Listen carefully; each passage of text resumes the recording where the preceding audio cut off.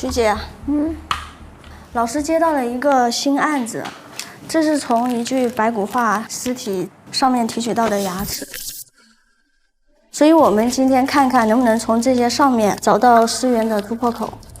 这些牙齿有的还挺典型的，你看，像这一颗是一个切牙，你看这个切牙，这旁边会有一圈隆起的边缘脊，它的形状像一个铲子一样。这个是典型的齿状门齿的一个表现，在黄种人中出现的概率高达90%，所以我们可以初步判断它大概是一个黄色人种。要不你来看一下？好，牙根吸收比较严重，牙齿的齿间几乎磨平了，这样可以推测它的年龄应该在50到60周岁。多颗都有这个牙结石比较严重，可以看出他生前的一个口腔卫生很差，肯定有过吸烟史。你看一下这一颗，它好像是一个义齿，应该是氧化铝材料做成的种植牙。我们可以去一些医院调一下医疗记录，可能可以帮助我们筛查死者信息。哎，周老师好。怎么样？结果？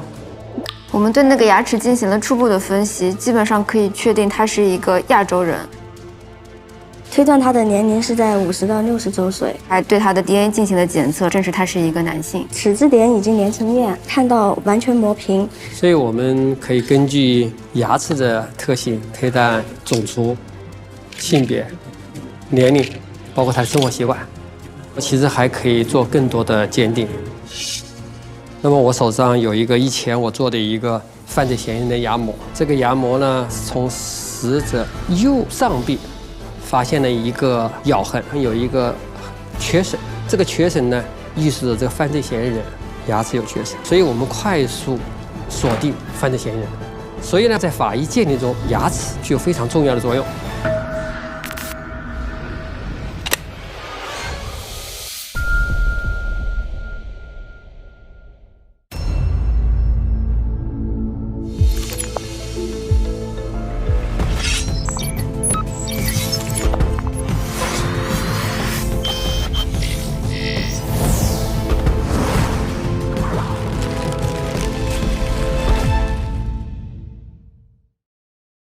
每周六周日中午12点，会员抢先看《初入职场的我们法医季》正片，会员尊享案件前夜、法医实录等更多精彩内容。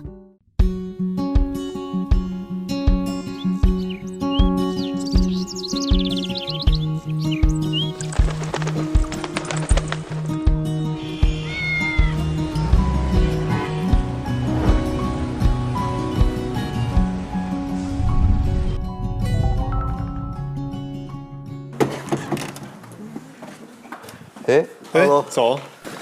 Good morning。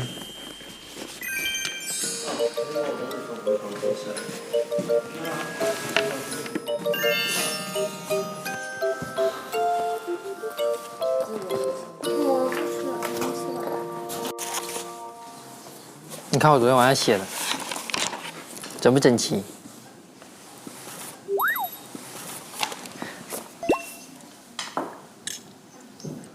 整齐。我给你看看我的笔记，是病理的笔记吗？啊，这是我那个时候上学时候的笔记。你厉害一点嘛。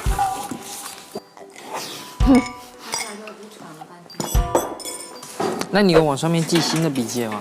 你说来这里之后吗？没有，因为我现在无纸化了，无纸化学习了。哦，太难了。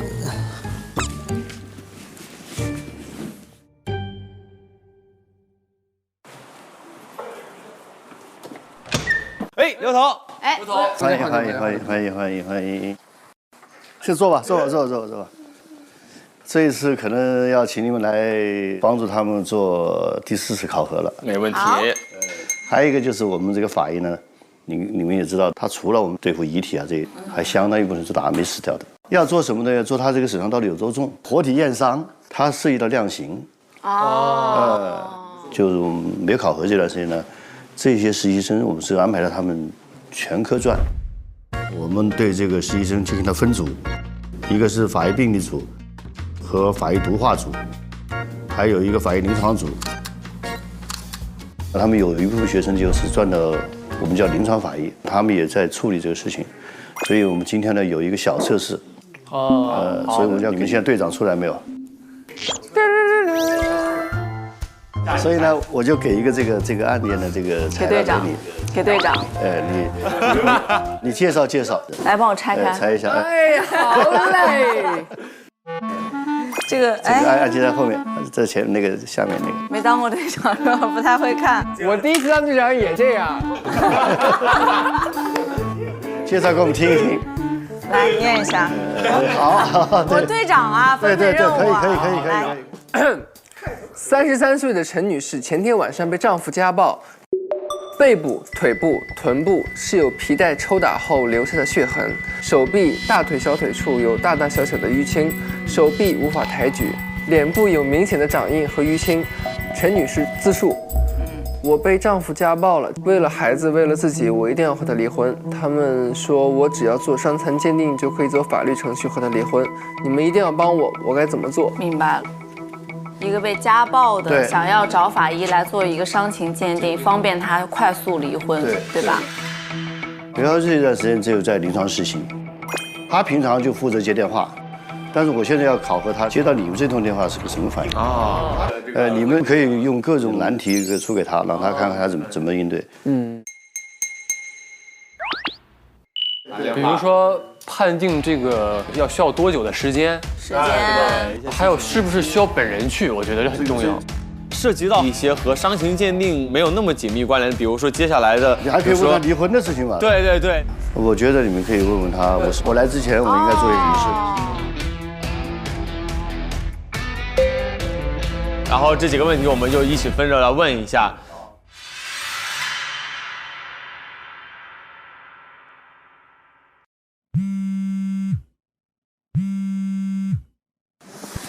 喂，你好。你好，你是那个法医吗？啊，是的，怎么了？我们这里是湖北重庆司法鉴定中心的。我那个被打了，我老公打我。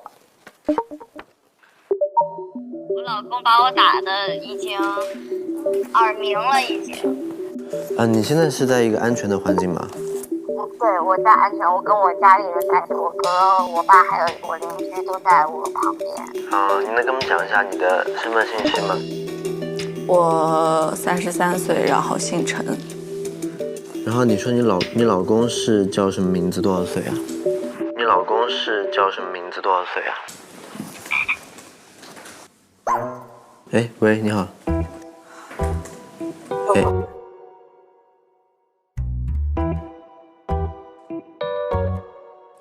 哎，女儿，你把手机给我，我跟这同志说一下。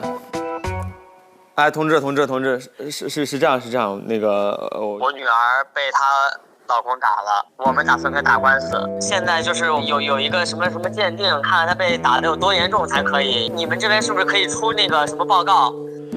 就是我们这边是有这个法医临床的，可以来做这个活体检验的。但是，我现在要先了解你的案情。你大概是被打了哪里啊？你现在可以。他扇我巴掌，他直接扇到我的耳朵，还是我现在听你说话都很小声，很小声。你去过医院看过吗？我还没有去医院。你可以先去医院检查一下，看你有没有什么情况。刚才听你报告说你也被伤得挺严重的。 可是我现在再去医院再去找你们，我身上的伤是不是就轻了？他这个伤，他有的那个淤青的地方，我看都快消下去了。那你这算现在自己拍照回事了？那你们会换这个事吗？你现在方便的话，你先用你的手机或者相机拍一个照吧。哦，好。而且我心里的伤，这个你们管吗？ 你们可以帮我把这个东西全都做重一点吗？因为他天天打我，我真的没法再跟他纠缠下去。这个肯定是不行的。首先第一点，我们这里没有做精神伤残的资质。然后就是关于你伤情的话，我们肯定会客观的按照标准来跟你分析的。就是他伤痕鉴定到哪个程度是可以离婚的？我们这边只是出这个报告说损伤程度是一个什么样的等级，至于什么样的等级可以离婚，你可能会跟那个公安或者法院那边跟他们沟通，我们这边是给不了说明的。哎，你这个有给公安局报过案吗？我们报案了。报案了吗？那你可以让派出所的人一起过来吗？就是我们可以带着这个警官去就可以是吗？按常规是需要公安的委托的，他有个公函。对。那我们就直接过去就可以了，对不对？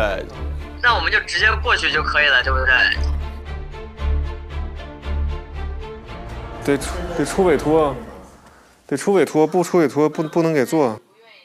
你还是带着公安局那边给的一个委托书，然后他们也会了解你的情况，你就把你的情况真实的反映给他就好了。然后其他的话就是，如果你有去医院的话，是医院的病历以及医院的影像片。然后如果医院影像片的话，有电子档，也可以用光盘拷过来。接到你报告那天开始是30个工作日之内可以出这个报告。好，谢谢啊，谢谢啊，谢谢啊，谢谢。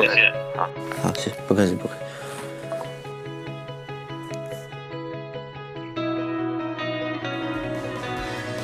很意外，我前面几句话我还以为是真的像以前那样，有法院或者有个人来咨询，就是当我点开公放的时候，听出来了另外几个人的声音。我那个被打了，我老公打我。你老公是叫什么名字？多少岁啊？那你觉得自己今天回答怎么样？处变不惊吧，但是老徐啊、依林啊给我的一些意见之后，我觉得让我整个这个流程显得更丰满。去过医院吗？去过医院有那个就诊单吗？现在自己拍照，得出委托，不出委托不能给做。你还是带着公安局那边给的一个委托书，然后他们也会了解你的情况，你就把你的情况真实的反映给他就好了。哇，他们好棒哦，很专业，就是几乎所有的东西都他们所有的要点都说到了，当然也是配合起来的。对，真的很棒。这个徐子龙在后面说了一直在配合，说拍照啊等等这些。拍照还有关键性，他说的要委托书。委托书不是把警察带过来的，警察带过来一个光警察没用的，对，还有公函，得有这个东西。所以像这种临场法医鉴定呢，它其实一个很关键的一个地方就是。你要早点把证据固定下来，包括家暴。家暴你是越忍受，他打得越欢。像我们这个同济法医司法鉴定中心就是一个家暴的一个维权的一个中心。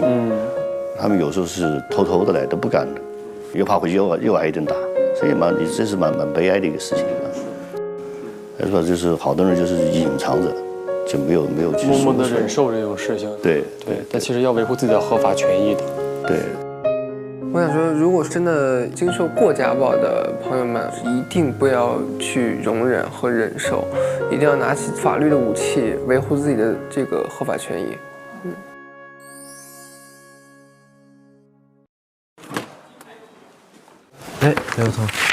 刘头，都在吧？好，准备开会。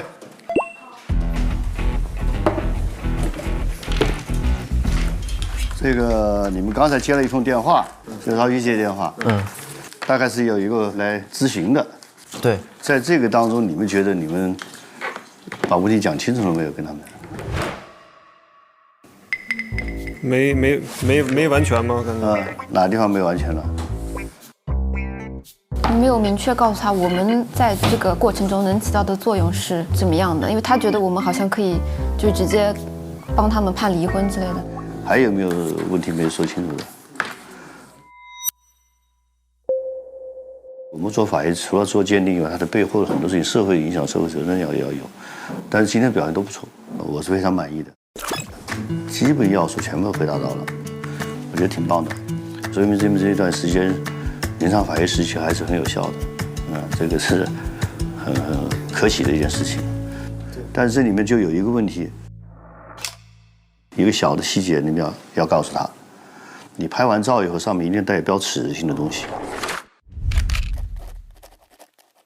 这一件事情可能就算是一个餐前的一个开胃菜吧。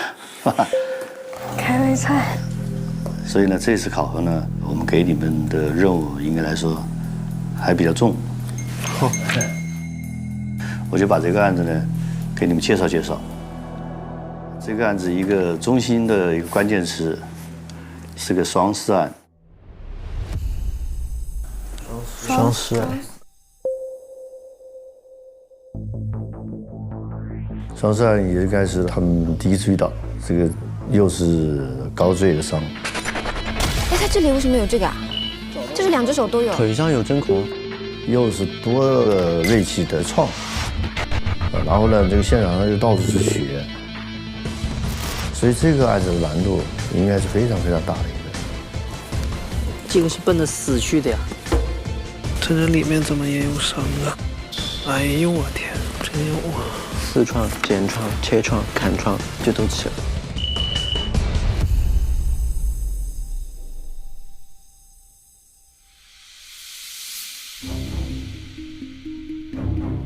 双尸啊，它环境会更加复杂一点，就对我们判断来说会更有挑战性一点。就双尸案来了，我就非常期待，说是里面会不会有一些很复杂的案情啊？这样的话，让我们能够用已经学到的东西去解决新的案子。有些问题我交代一下，就是这一次考核是一个单兵作战，你们觉得是期待还是不期待？期待啊，非常期待。你期不期待？我肯定期待。我在想的是不是，你们看那个排名是吧？这陈实同志还掉在后面的，是不是要来证明一下自己？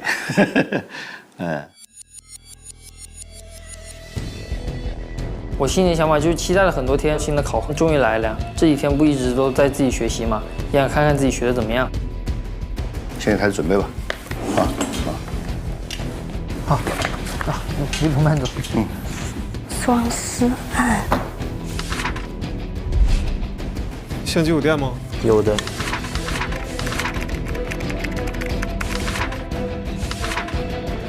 那我们就准备出发吧。好。走了。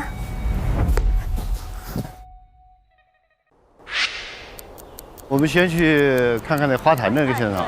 看到了，警戒线拉起来了。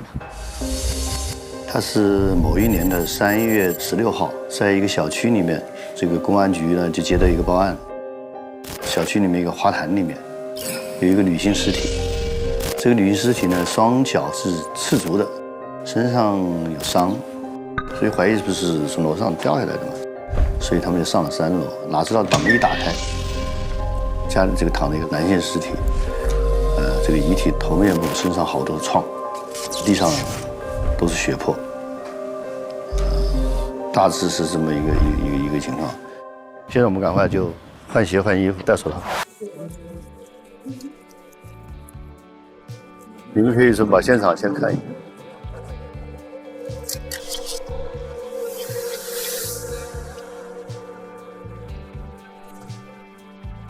咱们现在是直接看尸体吗？要先看一下环境。哎，你们可算是来了！哎，你们可算是来了！这什么情况？走，走，我们进去看看。你们的任务来了，有4个角色，围观的群众。现场围观群众。就是这一次我们不是嫌疑人，我们只是不一定，还不一定。我的任务是需要考核这个实习生能否理智分析、感性发言，能否守住死者和案情的信息，给出合适的回复。好，走，我们进去看看。你稍等一下，这里暂时我们进不了啊，不好意思。不能进？怎么不能进呢？我们正在侦查情况，所以现在不能进。咱们先出去好吗？先出去好吗？我给你扫扫垃圾啊，不用的啊，谢谢啊。跟您聊一下。我报的案。我是小区物业公司的保洁，今年56岁，家里环境不好，孩子才参加工作。我早上6点过来上班，然后我就是从远远的，我从那看见这有人突然躺着，走近过来一看，就发现好像是出事儿了，我就赶紧报警了。现在里面跟你刚刚看到的是一个样子吗？是一样的。一样的。您认识他吗？我认识他，我认识他。认识他。他人很好，小李。小李。她有跟你聊起过她丈夫吗？我想想啊，好像有一次，我就在这附近打扫卫生的时候，然后听见了她跟她丈夫的一个吵架。她就说：“啊，你如果执意要这样的话，咱们不如一起去死好了。”然后我就想，要不劝劝她，但是他也后来没给我提，我就光问了问他是怎么回事啊，是不是吵架了，家庭不和睦啥的。啊，我是这个小区的保安嘛，今年50岁，我的工作是3班倒，最难的是上夜班，从晚上12点到早上8点。他有什么家庭关系吗？家庭关系，结婚了，其他的也不太了解啊。对，有这么个事儿，之前有一段时间呢，他们家呀，就是去我们这个经理那儿投诉了，说是有人跟踪他们家。她跟她丈夫平时关系怎么样？有没有听到过一些什么消息？你等一下啊，哎，他们那个关系怎么样啊？咱们单独谈，就你把你知道的跟我说就好了。他可能对这个事情不怎么明确，如果互相听到对方的谈论的话，就会影响到自己，就是会漏了很多信息提供给我们，所以就是要尽量避免他们互相听到对方的谈话。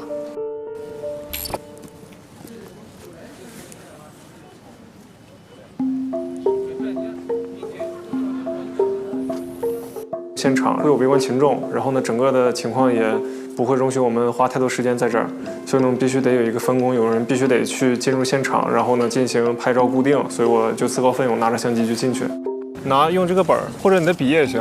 你要拍哪？等会儿我先拍下脚啊。上面拍了吗？上面拍。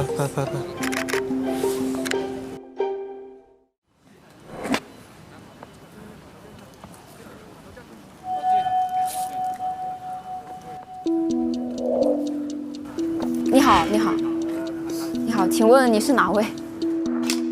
我是他的好朋友，现在我在家一直当全职妈妈，我要考核实习生是否有共情能力。咱们离现场远一点，我想去看一眼他，行吗？我们之后再。你们先别进来好吗？当心！我就不能进去看一眼吗？我先跟你了解一下情况吧，好吗？因为我觉得他一直在跟我说怎么备孕、怎么生宝宝，但是到现在都没有生上孩子，然后人就不见了，你知道吗？我觉得这个事儿我真的接受不了。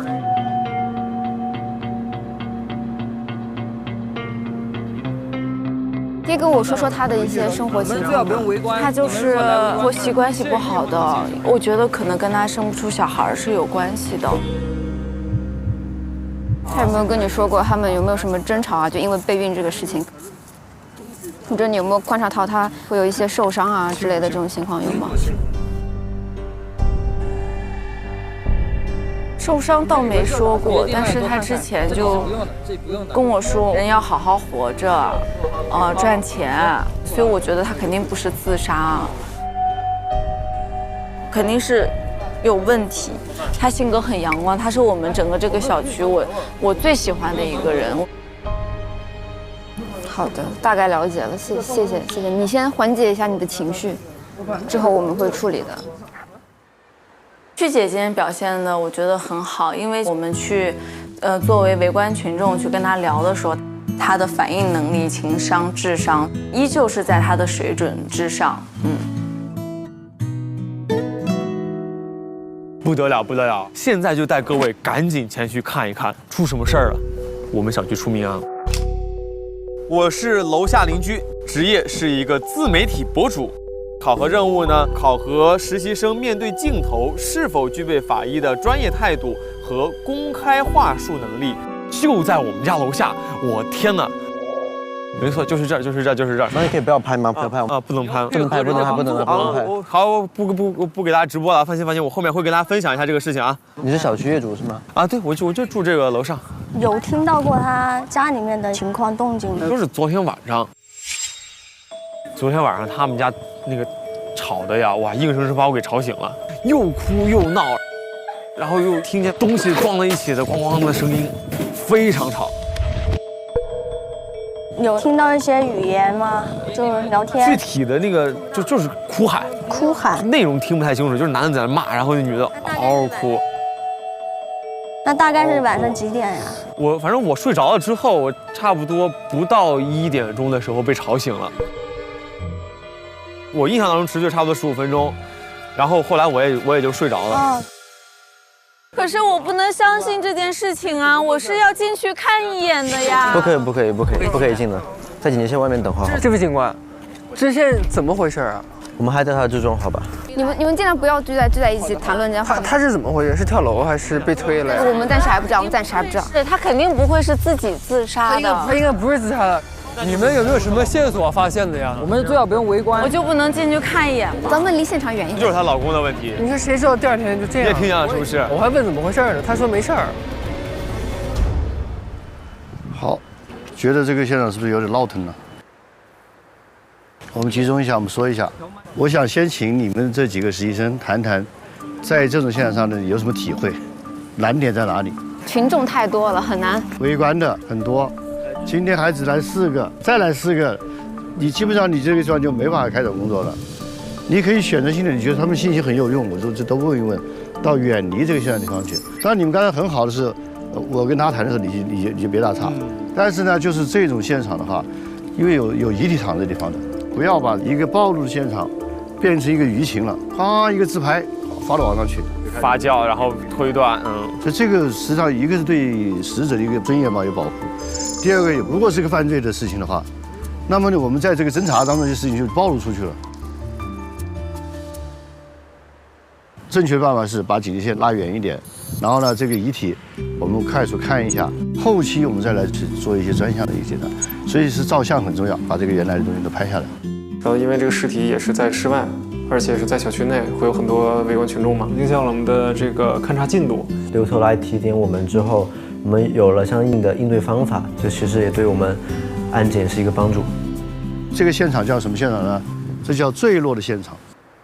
那么一旦遇到坠落现场，要找到起跳的地方在哪里？所以我们接下来的任务是我们要找到起跳的地方去。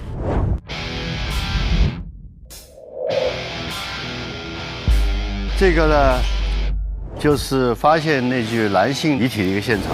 哦，还有一具尸体。对。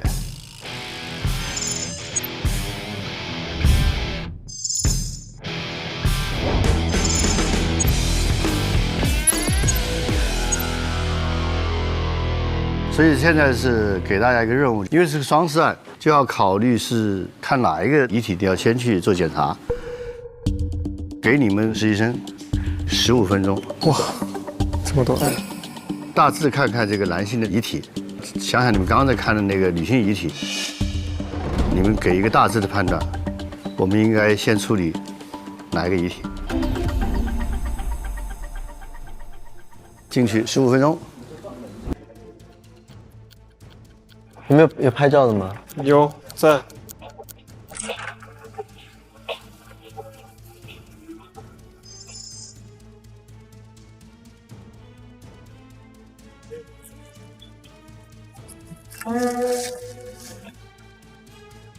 这是槟榔吗？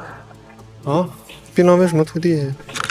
烟灰缸也可能是致伤物一起拍的。这个上面有血迹，拿笔比一下，然后拍一下。这个刀上有血吗？刀尖有。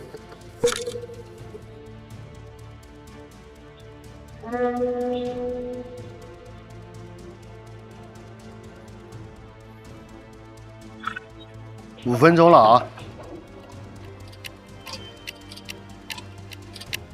没有时间了，没有时间了。先看遗体吧。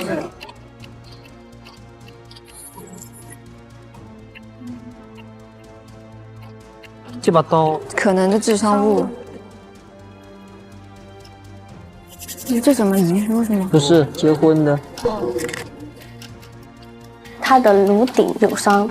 我们把他背翻过来看一下背上有没有伤。背上这有一张后背的，后背有一道压痕，还是那天是肚子上？你看他肚子上是有一个茧创的，就这里这一块。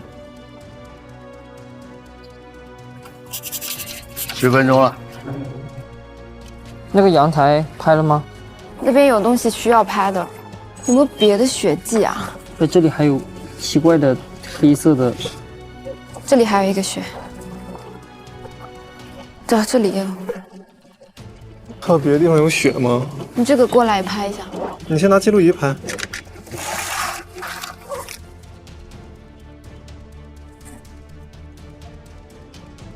1分钟。就是我们大概判断一下，他能自杀吗？手腕上和脖子上有不擦的尝试痕迹。是切创。对，就那种很明显的很多平行的整齐的，然后手腕上这里也是。然后头上那个伤肯定不可能是自己砍对，到的。然后这个也是地上伤。6、5、4、3、2、1，好。时间太短了。我们花了15分钟时间，实习生去看了一下这个现场。那问题来了，你的工作的次序怎么安排？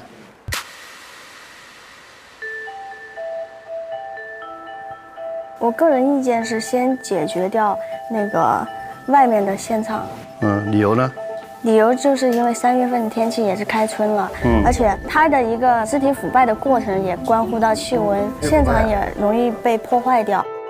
因为会有很多人，然后还有一些环境、天气的因素，可能会有现场一些物证，可能会很快就会被破坏掉。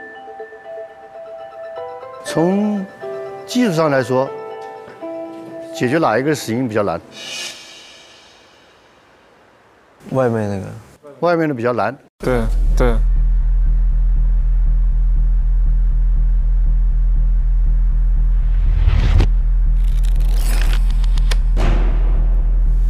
我觉得是这个，我觉得是室内的这个比较困难。为什么困难？从手腕上看到的有考虑过自杀，但是从头部的话也考虑到他杀。完了这个致命伤也分布的比较多，它的一个伤痕，所以我个人觉得这个会比较困难一点。你们看到这个男性尸体上面是很多伤，是吧？因为这伤涉及到什么东西啊？致伤物，还有存伤机制的问题。做这个男性遗体解剖的时候，是不是要花大量的时间去研究这个事情？所以综合起来考虑，我们还是先把容易的这个解决掉。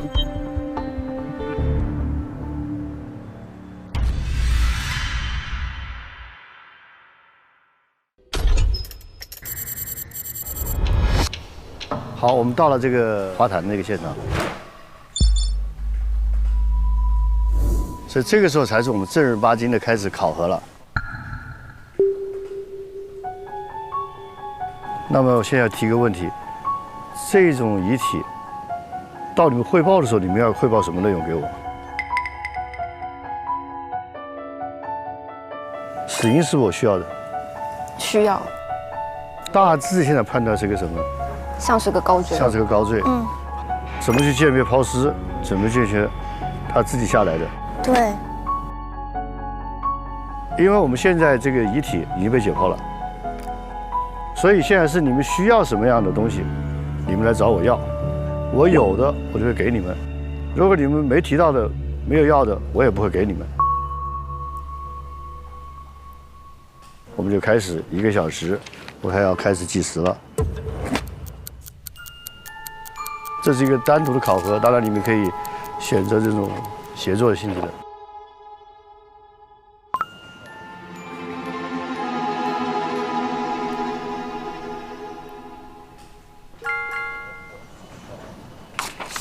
又扫不进了。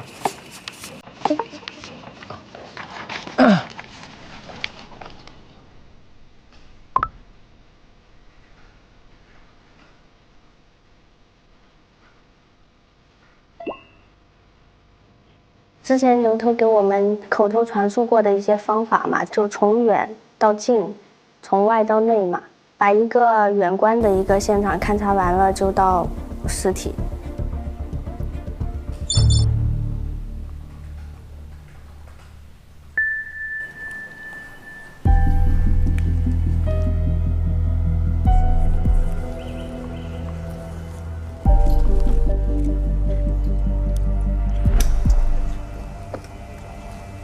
他这个牙齿是不是掉了吗？还是怎么样？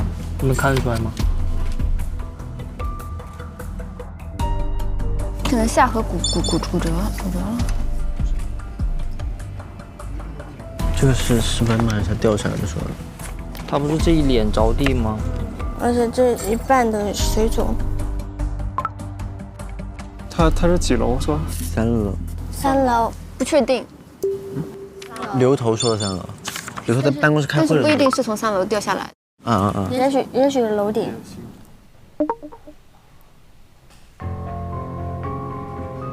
死因是我需要的，怎么去鉴别抛尸，怎么去学他自己下来的。但是不一定是从3楼掉下来，也许楼顶。来吧，测量吗？来吧，先测量一下那边到这边的高度。我来记吧。落地，你得落地。足这边吗？对。370这里是。这是。这里是。测一个最近的，测一个最远的。哦，中间也量一下吧，因为万一它是骨盆着地呢。行。384。420。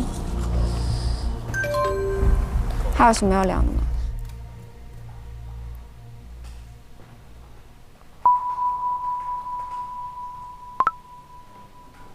你可以把它翻动一下吗？我想看一下它这个花盆这个碎片是有没有压在身体下面。你翻吧，压了半片儿，但是那一片没有血。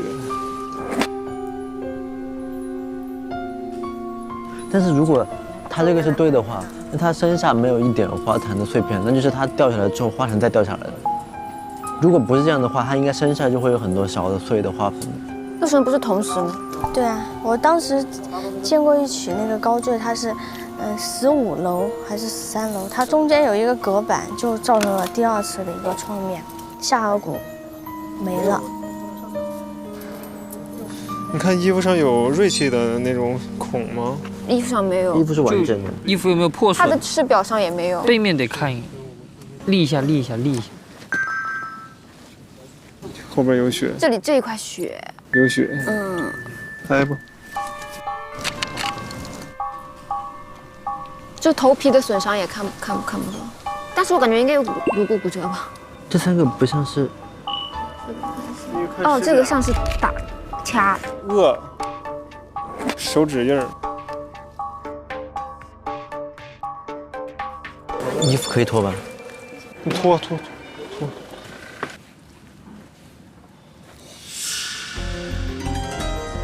他这里就没拍到，是不是手臂扭曲了？针眼在，针孔在。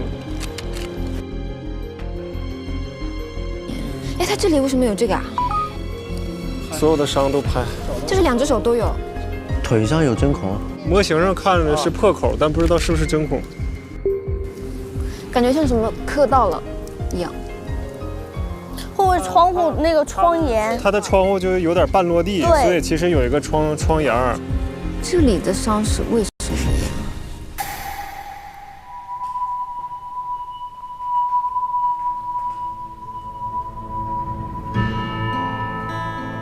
遗体已经被解剖了，所以现在是你们需要什么样的东西，你们来找我要。我们要整体的解剖报告。尸检报告要？没有尸检报告，只有尸检照片。尸检照片也行。要不要？要，跟尸检的所有材料都要。你。这是照片。他毒化那些有吗？毒化你要吗？要。要不要？毒化肯定要啊。要就给你们。肯定要，因为他手臂有一个针眼。回去看啊，现在看。我看一眼。我看第2眼。毒化应该结论就比较明了。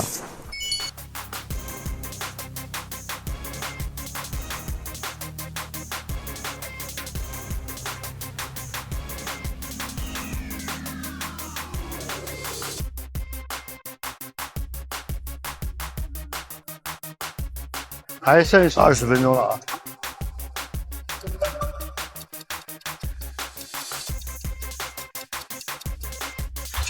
我们呢还是一个由远到近的这么一个观察的方式，好吧？好。你想借助一下我们这个助理团，帮助我们去把这个起跳的现场给我们做一个勘察。那我们现在就看看这有什么工具。我们准备了，你看相机，然后呢执法记录仪，这个标记物、记录本啊，我们这些东西呢都会更全面、更系统的进行一个物证的搜证。这个肯定是拍照的。我来吧。然后我们领鞋套杯。哎呦，队长，我已经迫不及待了。我现在把这个大环境排一下嘛。OK， 进吧，来吧。好。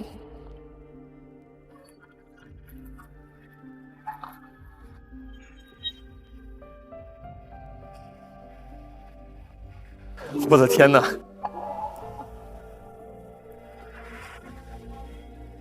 我天哪！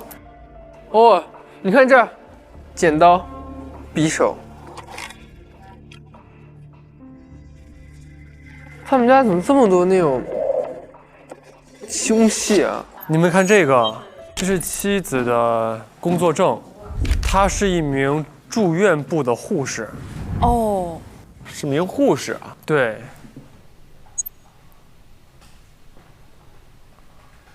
这个应该是凶器，应该看看指纹什么，会查一下。注射器。它这有一个药片儿。3唑仑片、安眠药。天哪，看到他们结婚的这封信，好感动哦。昨晚我一直睡不着，梦想着这一天终于来了。你嫁给我，会成为世界上第2幸福的人，因为能娶你，我是最幸福的。想哭。这个没有。这里边的这些都是这个头部的。哎呀，我的天，太惨了！来，这有个笔记本。妻子发了一个信息，说老公什么时候下班，然后老公说在加班。17号、20号、21号重复的对话。心愿旅行册。我们一起去走一个，画一个，余生走完。但是他一个都没有画。这个就是他们家庭背景关系了。哦，这里有一个债主的短信记录：再不归还欠款，我就去你妻子工作单位闹。3点前钱不到账，我立刻找你家去。能理解为什么他家里，你看家门口还放着个棒球棍。哦，因为他们家可能会有人上门来。可是，一般来催债的人不会把人致死的，因为致死的话就没人还钱了。过失呢？但地上这个是血迹吗？这个血迹啊！你看这个血迹延伸到这儿，你看还有光脚的脚印，你看光脚的脚印，这个方向。你们看这个尸体的这个线是有距离的，如果是被人扔下去的话，就在下面，应该就是说自己跳下去或者有缓冲。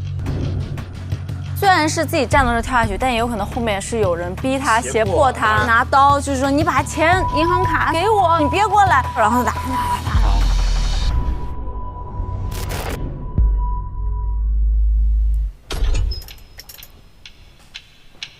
妻子血液和胃内容物均未检测，常规毒药都没有。还有那个安眠药成分也是没有的。那就是要取他那个皮损。对他这一块到底做了什么？打了什么？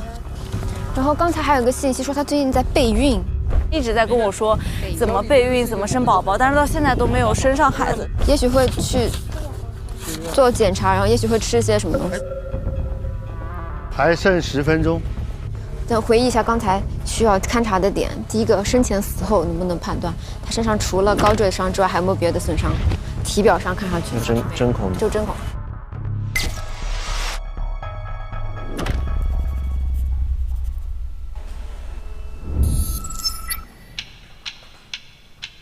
我觉得大家现在是不是还漏掉了什么没有？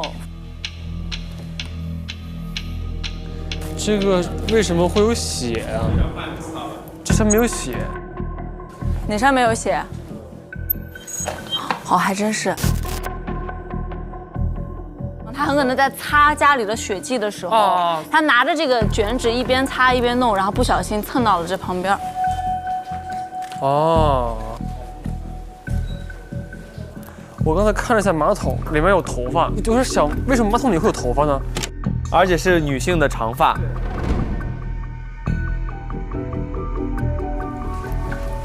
擦血，有没有矛盾？矛盾点来自哪里？再不还钱，别怪我不客气。你把钱给我，别过来。我大概能模拟出来是个什么样的情况。首先，进了屋之后，丈夫呢说：“需要钱，你把你的工资给我。”上面写的嘛，再不还钱就不客气了啊，就是要催债。然后两个人就跟那扭打撕扯，啪，东西也倒了，也摔掉了，一推，啪，结果，砰，头一撞，啊，结果就撞出血了啊。我觉得很有可能是这个剪刀或者这个壁纸刀造成的，但上面没找到有痕迹，就是血痕之类的东西，可能被清理过了。因为你看，它的这个轨迹很不同，太主动了。对呀，会不会是防卫过当呢？他的妻子砍伤了他之后畏罪自杀。他相信丈夫很有可能是他杀，但是妻子有可能是自杀。是的，妻子感觉自杀的可能性比较大。嗯。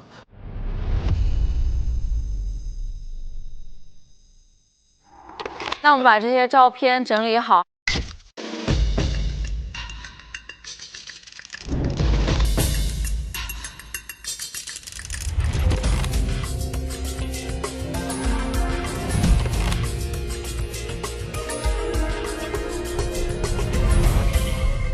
好，我们现在就把信息有效地告诉实习生。还有30秒。老徐，拍一下。拍这里呢。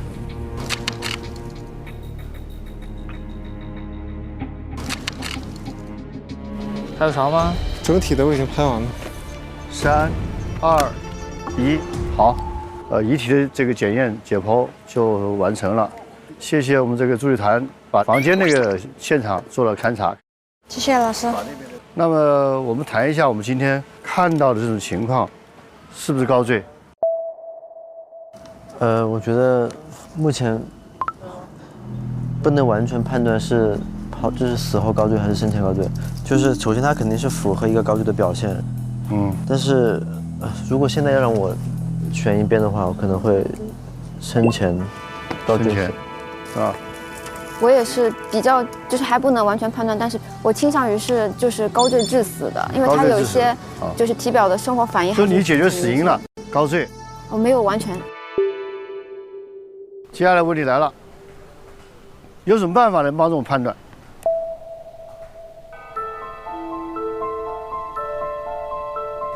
就如果他是生前已经死了的话，那么他身上会有一些别的痕迹，比如说他颈部其实是有疑似扼痕的，然后手上有一个针孔，就是这两个要排除之后就没有别的可能性了，就可以确定是。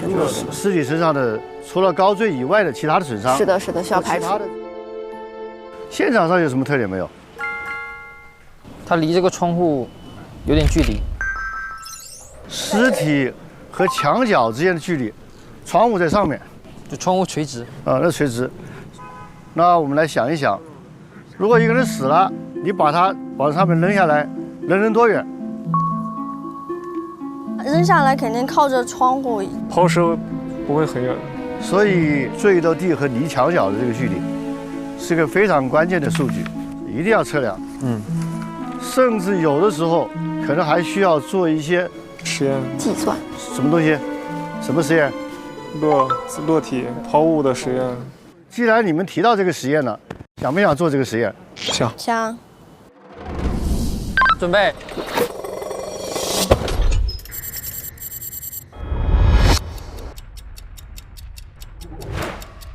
我们要开始做实验喽。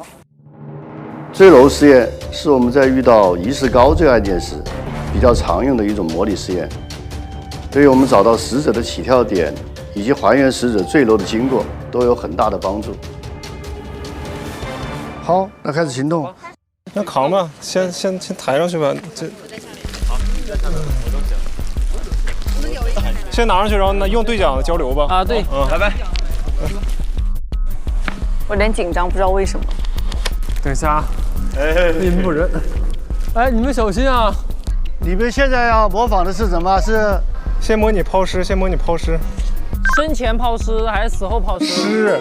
尸肯定是死后啊。哦，死后是吧？行。尸体应该是比较沉，然后我们应该不会用很大的力能抛很远。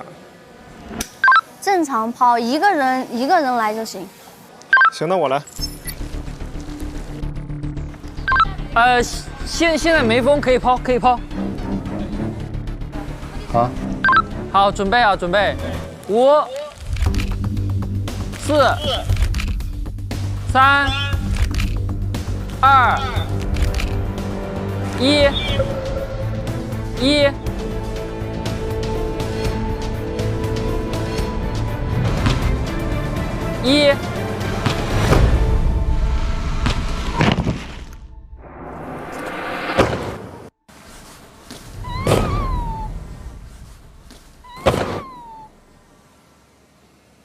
哇，这个声音挺震撼的。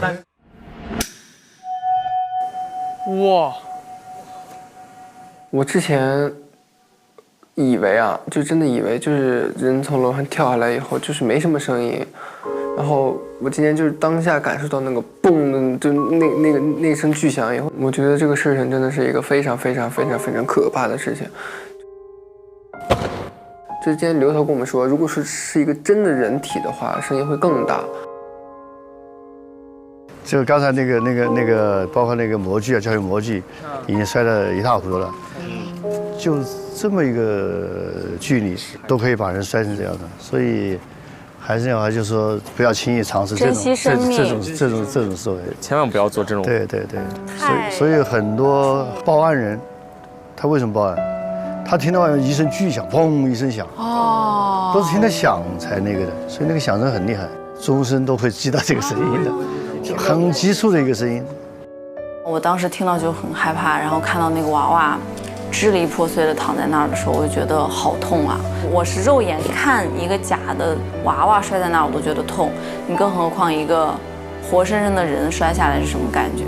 那所以就是觉得大家一定要珍爱自己的生命。如果有动过这种轻生的念头的人，真的没有后悔药。如果你在那个过程中你后悔了，但是没有这个机会让你去后悔。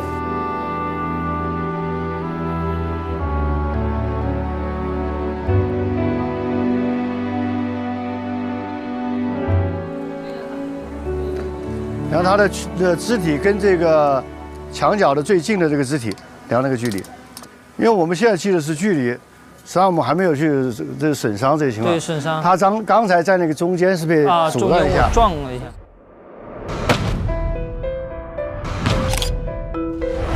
所以这种所以在实际上是会体现出来的。那这个应该算是自杀呢，还算是什么？这种事就是抛尸，因为你看看他这个跳的地方和这个屋檐地方，实际上是像一个垂直下来的地方。对，还是算抛尸的。我们一开始做实验发现，如果是这个人已经死了，然后我们把他推下去，下落的位置会离这个垂直地面的墙体距离不会很远。所以我在想，如果这个人是自己有一个初速度，他是向外冲出去，这样的话呢，我们其实需要一个不但是向窗外，而且要向斜向上的一个外力。我有个大胆的想法，你俩要不要听？听。我们直接这样吗？可以。你们就是可以大概说一下，就是怎么做？3楼抛，然后模拟的是冲跳的，开始。好，来，好，来。好 ，OK。5、4、3、2、1，走。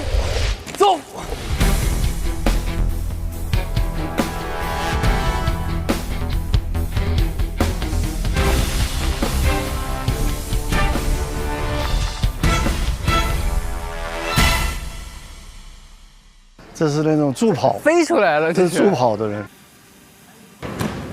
大概的位置吗？没有过了。大概的位置有点过。我们在这个案子中呢，发现它具体现场呢，它有一个窗台，所以我们需要去模拟它从窗台落下去。这样的话，我们要用一个更轻的力去做模拟。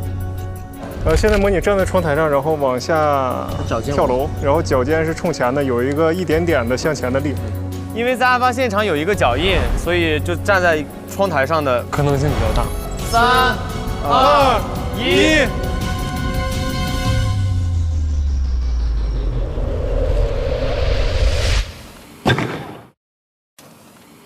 正好，非常好，这个位置好正确。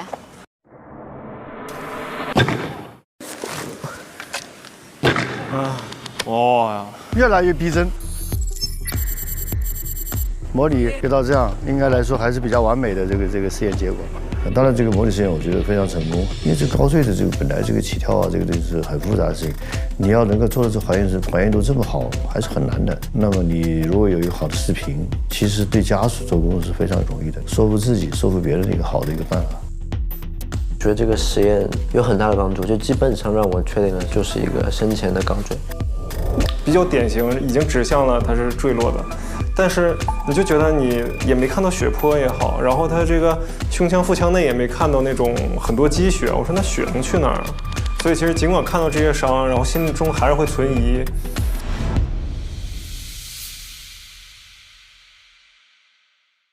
行，3点半到那个3楼会议室，好，我们就要听他们去讲解他们的发现了。3点半在那见，好不好？好，那开始行动。因为双伤情况特殊，那个男的上伤很多了。做那个时候，他要花很多时间去做记录。那咱们先把那个室外的这个比较简单一点的快速处置掉，避免群众围观，避免信息泄露。所以给实习生准备的时间很短，也是他们能力一种考验。所以我们要打印吗？还是把实验结果拿着，不用印了？他们可以把那个就都在上那个实验的记录给我发一下吗？实验记录在这儿，因为我就在拍照。只有在这儿。好啊，你都记全了吗？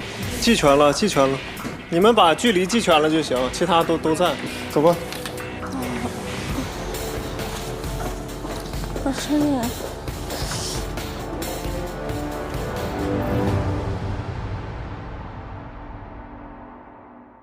本节目由一杯叫醒早晨，咔咔迈入职场的雀巢咖啡赞助播出。每周6、周日中午12点，会员抢先看初入职场的我们法医季正片，会员尊享案件前夜、法医实录等更多精彩内容。来了，哎，今天一天很辛苦啊，这个老师们更辛苦。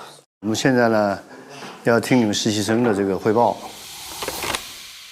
我们今天的这个下午的重点是把这个女性的这个她的死因是什么，你就把你的这个发现就做那种车轮表现，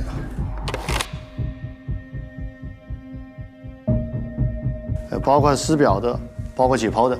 所以接下来就看你们谁想先说。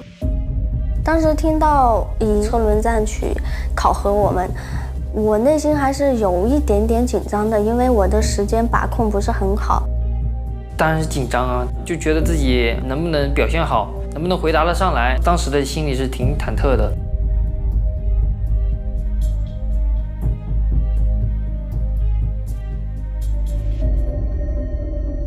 那就是直接说嘛。你先说吗？可以。那你就说一个。首先最直观的就是，尸体的一个体位状态，它是一个仰面的，然后穿着睡衣，失足。所以你看你说了几个？好，我说。他的牙齿有考虑是下颌骨折，右肩部有一大块不规则的切开之后看是有淤血的，硬膜下的出血，右肩部皮下出血，右肩皮下出血，又回到你了。左手的肘关节内侧有针孔，大腿、小腿以及他的手臂，它有一个分散型的一些小红块。在口腔黏膜上也是有点出血的。解剖图里有他大脑的损伤，两侧的手腕都是有损伤的，然后右腕应该是骨折，手指也有骨折。你这一个说了3个。对不起。哦，对不起。一汤水全说了。其实对于实习生而言的话，在前几期他们很难这么坚定的去做到，但是现在他们对于信息的处理、伤情的判断这些情况的把控能力越来越强了，所以能够快速的做出自己的分析，觉得这就是他们能力进步的一个很大的体现。去你。右前臂有个骨折，那个大脑广泛性的脑出血、脑挫伤，右肩锁骨中线第2到第3类皮下出血，右侧肋间肌出血。右侧颞肌有出血。好，我们把这个地方停一下。你看你们多少人讲了右侧的损伤？我一直在说右侧。所以后面你们再不要就跟反映右侧的这种损伤了，因为这个指向性已经很强了，它就符合一个高坠的时候偏向一侧。还有什么？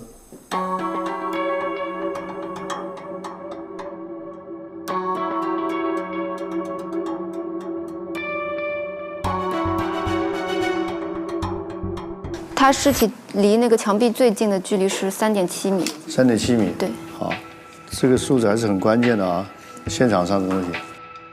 那现场的话，他那个就是头下面有血流到地上的，形成一个血泊。对，那个是。我这边最远的那个距离是420。他右手的尸斑是比左手明显的。不让你说右侧呢。左手尸斑比右侧没有尸斑。对，你可以反着说，对。确实，他左手尸斑比较轻。对，我这个想法也是这样的。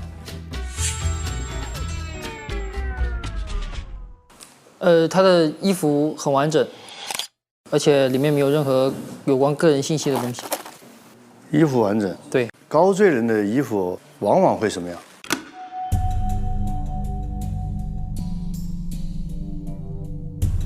就是有一些破损。完整或沿缝线崩开。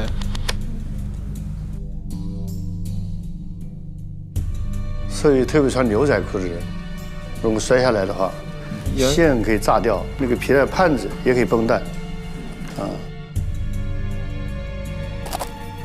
然后在那个模型上看，它的颈部有指压痕，有点类似于扼痕的那种痕迹。都看到了吗？这个。曲宁，我们就着这个事情解读，是什么玩意？这个痕迹？我当时也是考虑是扼痕的，但没有进一步的想法。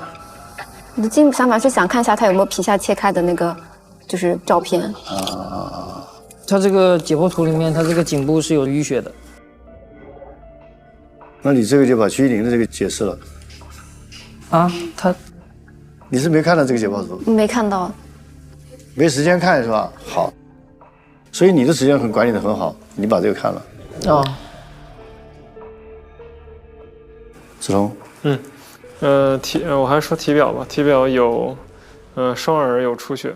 外耳道吧？还是对，外耳道。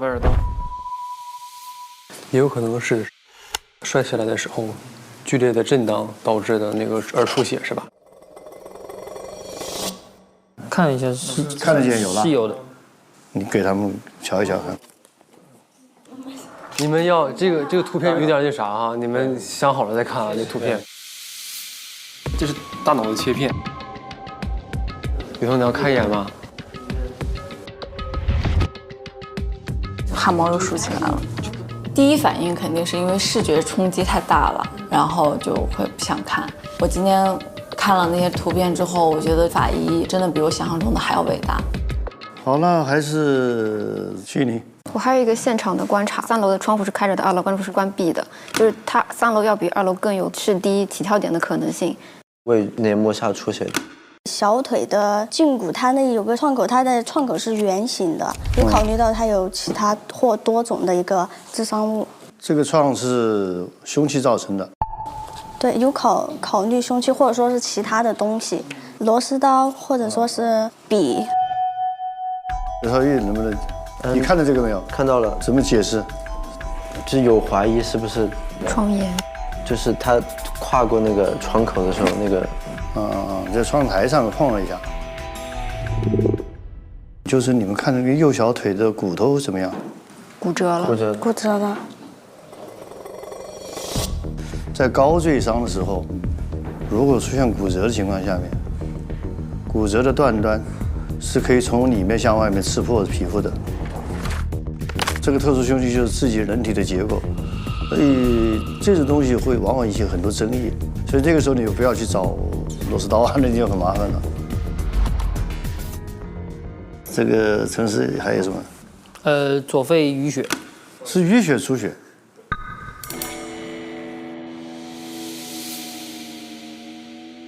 淤血是血液在血管里面堆着的地方了，还在原位待着的。出血用一个简单的定义叫红细胞血管外现象。啊，它该待在这个地方，它跑出去了，那叫出血，破出来了。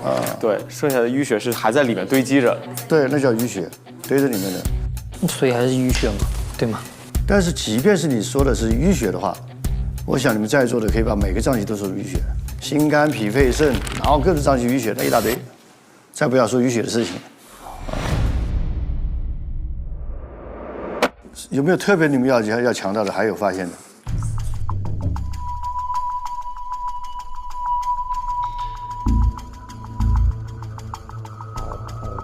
腹部打开有一个腹膜后血肿，腹膜后血肿。象形还有吗？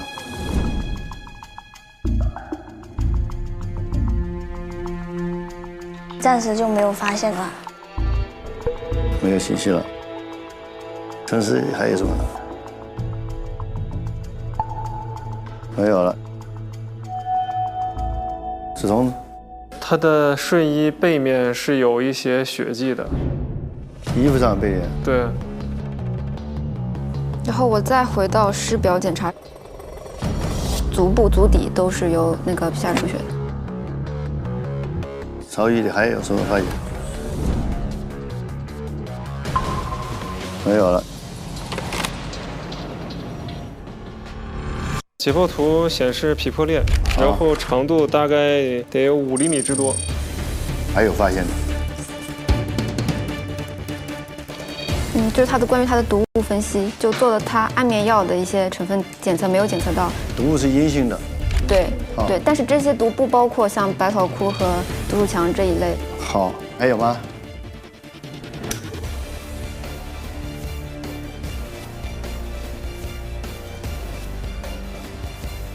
他的会阴部好像是有损伤，因为模型上那一片是有红色的。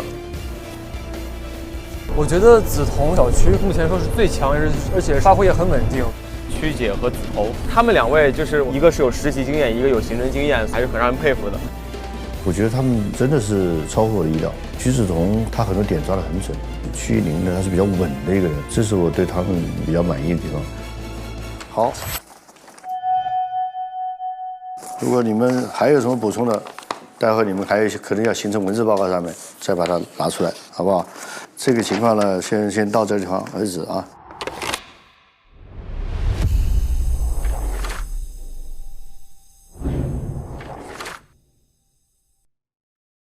你们讲的这些内容，有很多是很关键的信息，但是你们可能还遗漏了一些信息。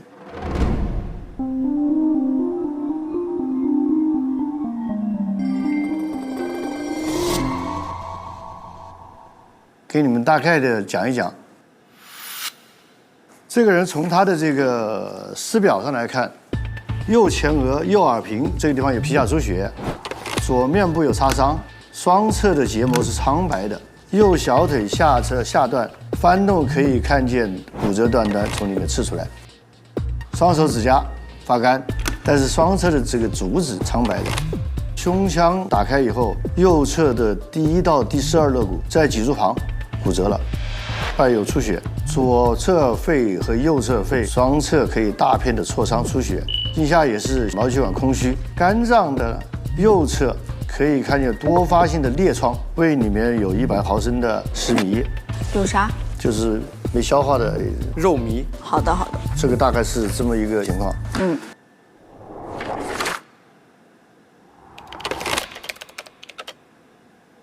然后我们就让朱礼堂给我们助力了。你们这60分在那边现场看了什么东西？给我们介绍介绍。我们专门准备了一个 U 盘图片，因为我们现场拍照取证了一下。对，放一下去。我是今天的教助。啊，这是我的那个助手。就是我可以坐在这儿。哎呀。不用，我来。我感觉我已经把这个现场模拟出来了，对，我运用了我的第7感，不，第8感。好，这个是我们拍的整个全景图，包括里面有这个案发的凶器。问题是它的刀刃是有一个非常不规则的砍硬物的痕迹，还有这个血迹，所以说极有可能是在搏斗防卫的过程中造成的一些这个损伤。这个呢是他们的这个情书之类的东西。然后心愿旅行手册就是结合刚刚那个情书里面写的那些景点。他们约定好去玩的地方，但一个都还没去。这个是催债的人他的这个消息，极有可能是他们的妻子和丈夫的矛盾的源头吧？源头，对。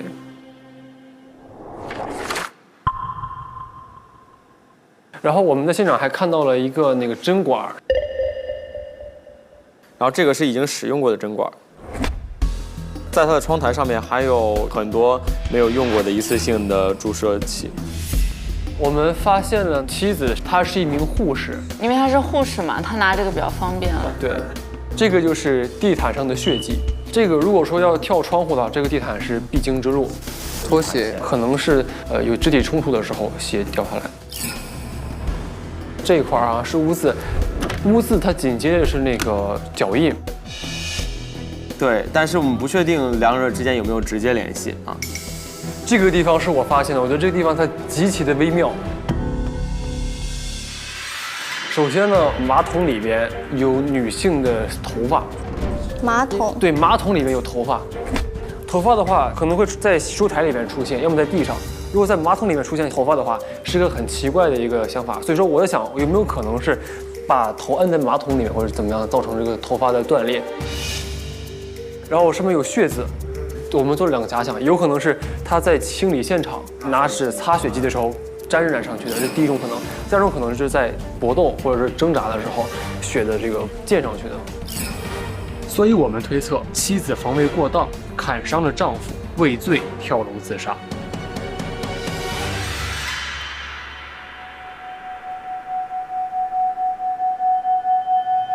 好，谢谢哥哥，谢谢各位。好，接下来的问题就是你们要给你们5分钟时间，一会让你们进来汇报，一会让死因和依据，就是根据这些情况，把你们初步想法讲出来。初步想法。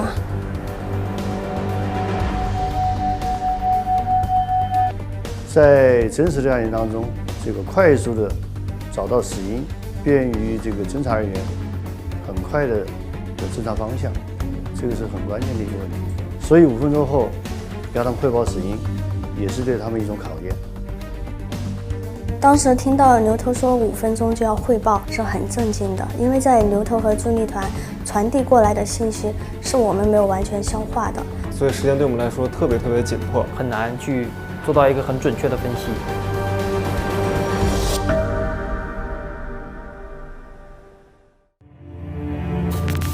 今天这个装尸案很多疑点，男性的问题还没解决，有新的情况，又出现了4个人。我是个小偷，当天晚上对丈夫家行窃。我是老大，死者欠了我100多万的赌债，我就跟小弟上门要债。你不是很在乎你老婆吗？你要是不还钱，我现在就打死她。可能真有真凶在里面。这个是奔着死去的呀，手上多刀。这个是穿刺吗？头皮切头是拿骨质，很诡异，太平行了。这个挺深，伤口很多，刀不致命啊。那死因呢？身上的锐器创很多，不像是自杀。他杀的。对，真实。你怎么确定他是他杀呢？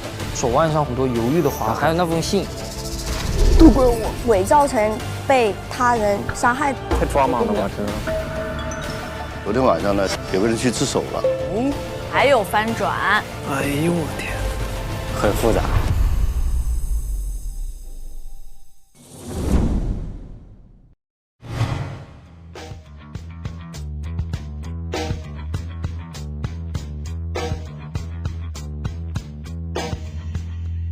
每周6周日中午12点，会员抢先看初入职场的我们法医季正片，会员尊享案件前夜、法医实录等更多精彩内容。这是一条漫长的路，有人欢呼，有人孤独，感谢你曾与我在黑暗时刻共舞，一路前行仰望星辰，也许告别也是新生，走在微光之下探寻生命的真。